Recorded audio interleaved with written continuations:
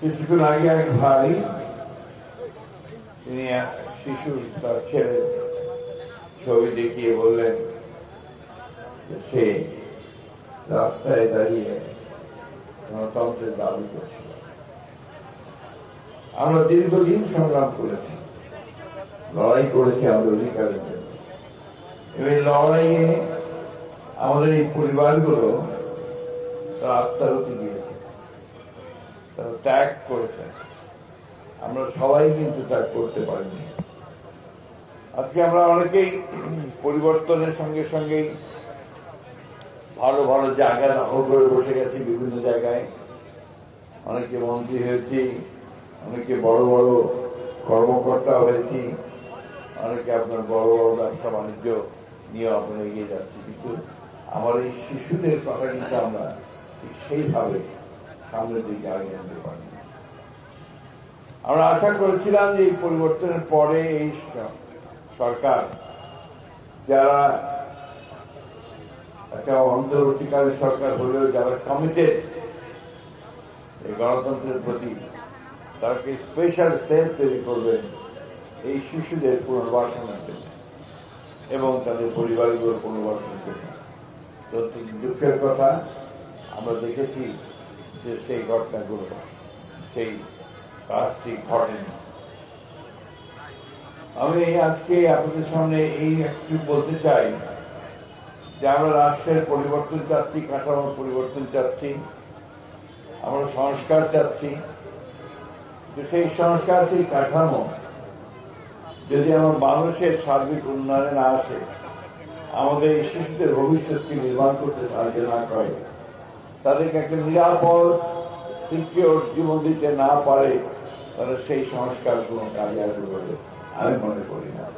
ওয়ালটন এখন দেশের সীমানা পেরিয়ে পৌঁছে গিয়েছে 50টিরও বেশি দেশে। ওয়ালটন, ঘরে ঘরে, বিশ্বজুড়ে। আমি আশা করব যে আমাদের অন্তর্বর্তীকালীন সরকার তারা দেরিতে বিলম্ব হলেও তাদের পুনর্বাসনের জন্য, তাদের যে কষ্ট, তাদের বাবাকে খুঁজে পাওয়ার, তাদের আত্মীয়কে খুঁজে পাওয়ার, ভাইকে খুঁজে পাওয়ার যে বেদনা বা আত্মীয়, সেটাকে মূল্য দিয়ে সেই গুরুত্ব দেন। একটা কমিশন করা হয়েছে, গুণ কমিশন। সেই গুণ কমিশন এখন পর্যন্ত ওদের একটা রিপোর্ট দাখিল করেছে, তাদের এই যে খোঁজ করা, এই খোঁজ করার পরে খুব বেশি একটা এদিকে চলছে বলে আমার কাছে মনে হয়। আমরা বক্তব্য পালাবো না, এখানে অনেক রৌদ্র, বাচ্চারা কষ্ট পাচ্ছে।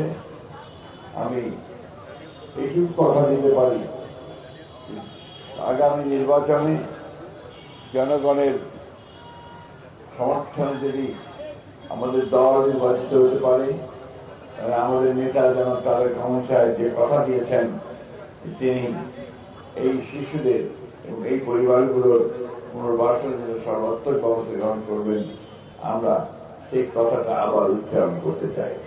কারণ তিনি ইতিমধ্যে আমাদেরকে দলকে নিয়ে, যে আমরা আপনার বিএনপি পরিবার অথবা মায়ের ডাককে সাথে নিয়ে তিনি কাজ করেছেন। আমি ধন্যবাদ জানাতে চাই আমাদের সঞ্জিদাকে, যে এই বিষয়টাকে জাগিয়ে রাখা, এই সমস্যাটাকে তুলে ধরা, এই প্রদীপটাকে জ্বালিয়ে রাখা, সে একটা বিশাল ভূমিকা পালন করেছে। শুধু দেশে নয়, আন্তর্জাতিকভাবে আজকে এই গুম সমস্যাটাকে সে তুলে ধরেছে।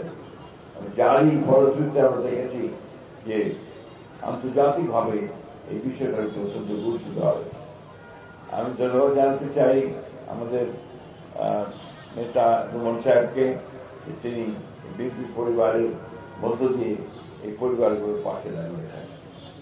বক্তব্য শেষ করবো শুধু এইটুকু আশা নিয়ে, আসুন আমরা সামনের দিনে আমরা সবাই মিলে যে প্রত্যাশা করেছি যে আমরা একটা বাসযোগ্য আবাস ভূমি তৈরি করবো এই শিশুদের জন্য।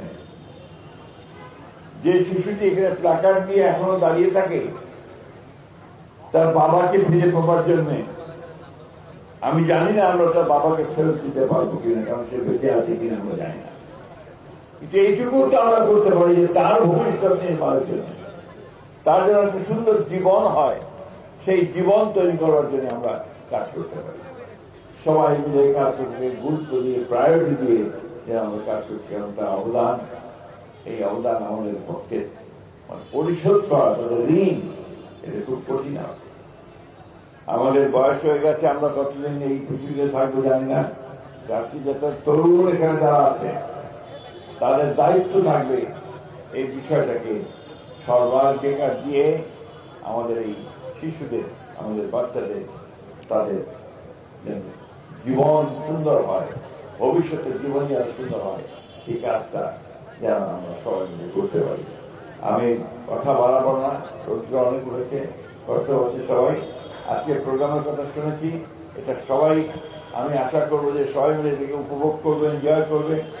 এই কান্নার মধ্যে, এই কষ্টের মধ্যে, এই ব্যথা বেদনার মধ্যে একটা দিন, একটা মুহূর্ত আসুক তাদের মধ্যে আনন্দের, তাদের মধ্যে একটা ভালো লাগা, সেই প্রত্যাশা করে আল্লাহ তার কাছে আবার এই প্রার্থনা করতে চাই, আল্লাহ তারা যেন তাদের পিতাকে তাদের মাঝে ফিরিয়ে দেন।